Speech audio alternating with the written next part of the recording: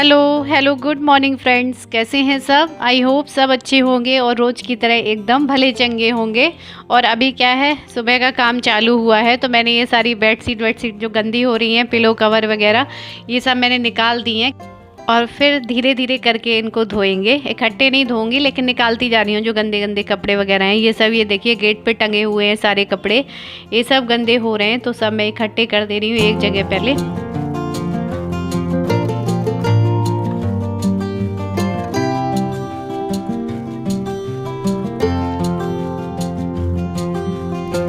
और अब मैं कर दे रही हूँ बेडरूम की अच्छे से क्लीनिंग, क्योंकि ऊपर जाले जाले से लगे हुए हैं, धूल मिट्टी चिपकी हुई है चारों तरफ। तो ये सब मैं झाड़ दे रही हूँ ऊपर से, क्योंकि बीच में काफ़ी दिन। और ये देखिए एक साइड में एक लाइट जल रही होगी और मैं ऐसे ही साफ़ कर रही हूँ, लेकिन मालूम है सारे स्विच ऑफ हैं फिर भी ये जलती रहती है। इसमें कुछ खराबी ऑटोमेटिक हो गई है, वो जलती रहती है तो इसलिए वो जल रही है। और यहाँ पर फ़ैन वगैरह भी मैंने साथ ही साथ झाड़ दिया जहाँ तक मैं पहुँच गई हूँ इतना। तो ये पूरा एक बार ये डस्टिंग हो जाएगी ना, अलमारियाँ खोल के नहीं साफ़ करूँगी, ये तो बाद में होंगी, क्योंकि मेन चीज़ है पहले धूल मिट्टी निकाल दो सारी, तो एक बार कमरा अच्छे से साफ हो जाएगा तो फिर ठीक रहेगा।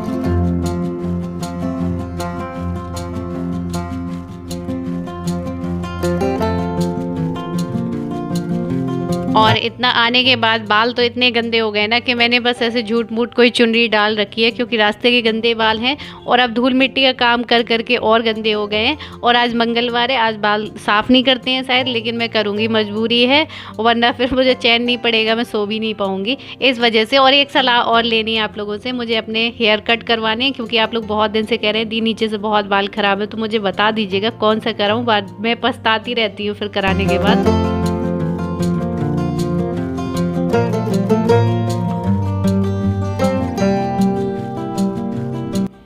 और ये सब जगह बेड वेड के नीचे की सब जगह की कोनों कोनों की धूल मिट्टी सब मैंने अंदर से सब बाहर निकाल दी है। देखिए इतना काला काला पूरा धूल मिट्टी निकली है खिड़कियों से ऊपर से, तो ये सारी एक बार झाड़ दिया। अब नहीं झाड़ूंगे बार बार, एक बार क्लीनिंग होती जा रही है तो ये बार बार के लिए हो जाए।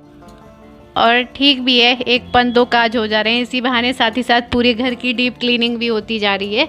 और आज खाने में बना है भिंडी की सब्जी और अरहर की दाल बनाई है। और टमाटर यहाँ पर भी बहुत महंगे हैं इस समय, कल मैं लेने गई थी तो 70 रुपये किलो टमाटर है। इस समय सब जगह ही टमाटर महंगे हैं पूरे। आज मुझे दोनों बाथरूम साफ करने में, ये वाला और वो वाला, पूरे 2 घंटे लग गए हैं। पूरा गेट वेट कुंडी ये सब साफ किया, पूरा ऊपर से धोया है मैंने बाथरूम। आप लोगों ने देखा है कि कैसा पड़ा हुआ था पहले, पूरा धुल के क्लीन एक एक चीज पूरा साफ करा है, इसलिए टाइम ज्यादा लग गया है, क्योंकि पूरा रगड़ रगड़ के मतलब साफ किया।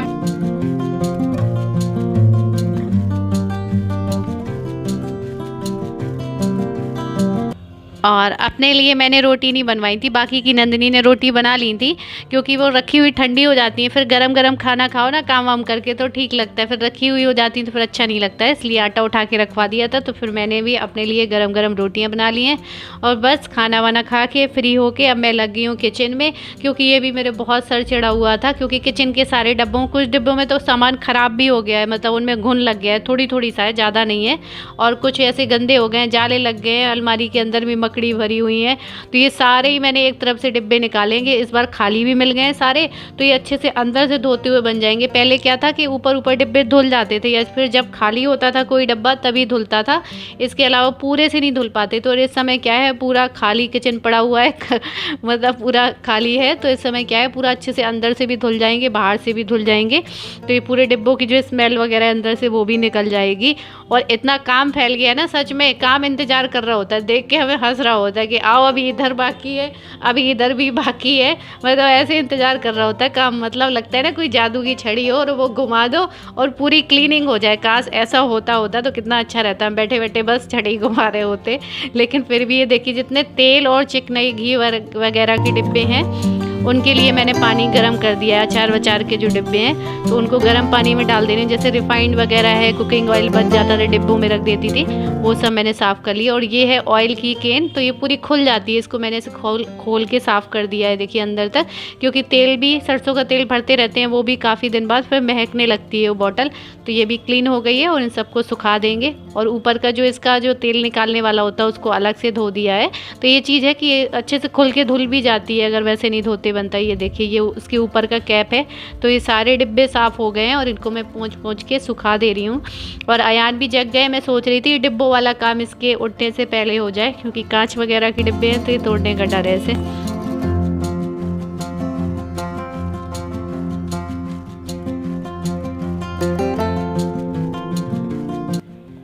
तो बस इतना ही कुछ करूँगी, ज़्यादा अभी नहीं करना है मुझे। बस ये सब साफ़ करके निकालना था। लगाने वगाने का काम बाद में होगा, क्योंकि आप लोगों से मुझे बात भी करनी है, तो वो भी ज़रूरी है। क्योंकि मतलब बहुत सारी ऐसी बातें होती हैं ना, ऐसे घर कर जाती हैं, तो फिर हमें बात करना भी ज़रूरी है। क्योंकि काफ़ी दिन से आप लोगों से बात नहीं हुई है, तो मैंने कहा आज मैं करूँगी फुर्सत से बैठ के, क्योंकि काम कभी नहीं ख़त्म होंगे। इनको थोड़ा थोड़ा ब्रेक ले लेके करो तो ही सही रहेगा, क्योंकि आप लगे भी रहो तो भी नहीं ख़त्म होने वाले होते हैं। तो मैंने क्या किया है, सारे डिब्बों को धो के सबको सुखा के और वापस से अलमारी साफ़ करके रख दिया है। क्योंकि इसकी जो सीट वगैरह है, इनको धो के कल सुखाऊंगी, तब बिछाऊंगी, फिर अलमारी लगाऊंगी, सब सेट करूंगी। तो अभी बस अंदर भर दिए ताकि अयान तोड़ फोड़ ना करें। और पूरा एक बार साफ़ करके पूरे घर में लगा दिए झाड़ू।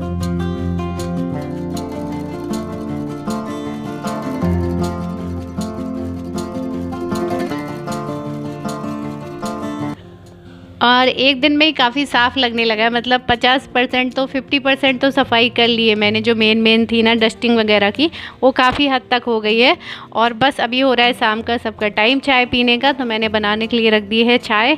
क्योंकि अब एक होता है ना, एक चाय सहारा होता है जो मतलब रेस्ट लेने के बाद मतलब बैठ के आराम से पियो और रेस्ट लो, तो इसलिए चाय बनने के लिए रख दी है मैंने। तो यहाँ चाय बन जाएगी और साथ ही साथ में थोड़ा सा नमकीन वगैरह रखी है जो मैं लेके आई थी, वो हो जाएगी चाय के साथ में। तो आप लोग भी आ जाइए चाय के टाइम पे शाम की। आप लोगों के यहाँ भी काम चल रहा होगा, तो सब लोगों का भी टाइम होगा चाय का। और ये हैं जो सब्जी रखने के लिए जो मैंने मंगाए थे थैले, इनको भी मैंने धो के सुखा दिया।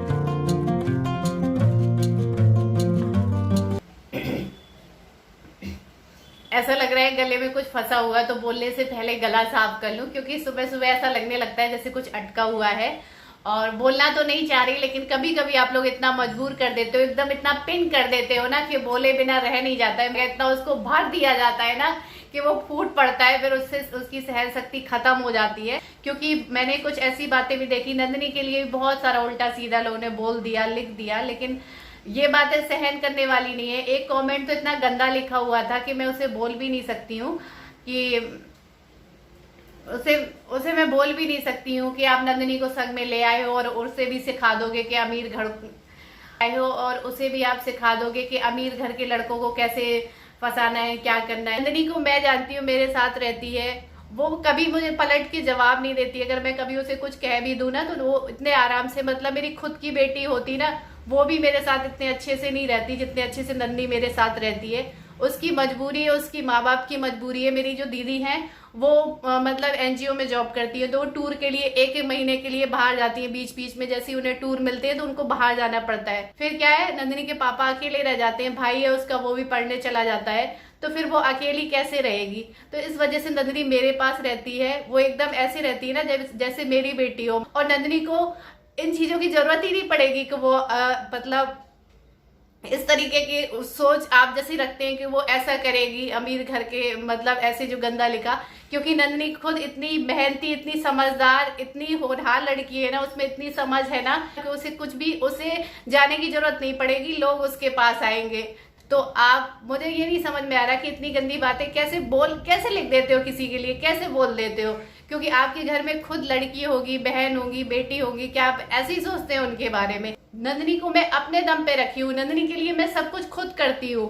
मुझे किसी की जरूरत नहीं पड़ती है, कि मुझे किसी के सामने हाथ नहीं फैलाने पड़ते हैं। और मैंने अपना खुद से जब होश संभाला है, जब मैं 19 साल की थी, तब से मैंने किसी से भी 1 रुपया लेना बंद कर दिया था। मैंने अपना खर्चा खुद उठाना शुरू किया था जब मेरा पॉलिटेक्निक खत्म हो गया था। उसके बाद मैंने जब पहली जॉब शुरू की थी, तब मुझे 6000 रुपए मिलते थे। मैं उसमें भी अपना खर्चा चला लेती, क्योंकि आप लोगों को पता होगा उस टाइम पे जैसे आप कोई भी डिप्लोमा या डिग्री कंप्लीट करके निकलते हो तो 6000, 8000, 10000 ऐसी जॉब मतलब आपको सैलरी मिलती है। इसीलिए हमारे टाइम में ना, पुराने समय में राजस्थान तरफ, जहाँ पर बहुत ही मतलब ऐसे इलाके आदिवासी, वहां पे लड़कियों को ना जैसी पैदा होती थी ना, उनको तुरंत मार दिया जाता, तुरंत के तुरंत खत्म कर देते थे।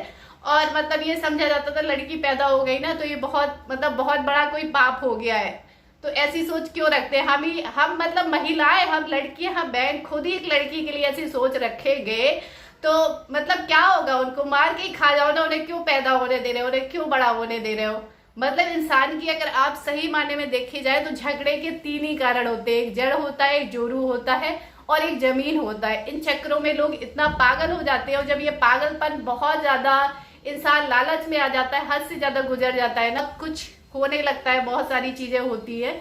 तो मैं कहती हूँ ना कि आदमी को इतना टॉर्चर मत करो यार कि वो इंसान मतलब पूरी तरीके से आउट ऑफ कंट्रोल हो जाए, है ना। और जब लोगों को लगता है ना कि उसको आपकी बहुत जरूरत है तो लोग आपको ब्लैकमेल भी करने लगते हैं, आपकी मजबूरी का फायदा भी उठाते हैं। तो कभी अपने आप को मजबूर समझने की जरूरत नहीं है, करना चाहिए अपने आप को हमेशा स्ट्रांग समझना चाहिए कि हम बहुत स्ट्रांग हैं।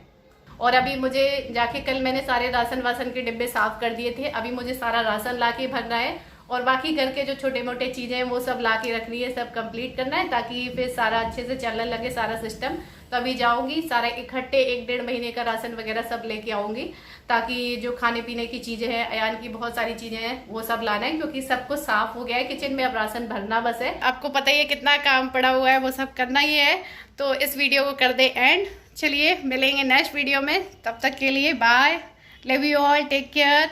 और आप लोग बोल रहे थे कि दी ये जो कृष्ण राधा जी की मूर्ति है वो यहाँ पे इस दीवार में, वॉशरूम की दीवार है, यहाँ पे नहीं टांगते, लेकिन वॉशरूम की दीवार यहाँ तक है, इसके आगे तो ये कमरे की दीवार है ना। लेकिन फिर भी आप लोग कह रहे हैं तो फिर मैं देखूंगी कहीं 1 आध दिन 2-4 दिन बाद जब मंदिर की सफाई करूंगी तब कहीं जगह बदल दूँ, अभी नहीं। वैसे तो पूरे कमरे की सफाई कर दी है लेकिन इनको अभी मैंने कुछ नहीं किया है, ये ऐसे ही रखे हुए हैं। तो चलिए bye, love you all, take care. Video पसंद आए तो लाइक कर दीजिएगा, न्यू है तो सब्सक्राइब कर लीजिएगा। बाय।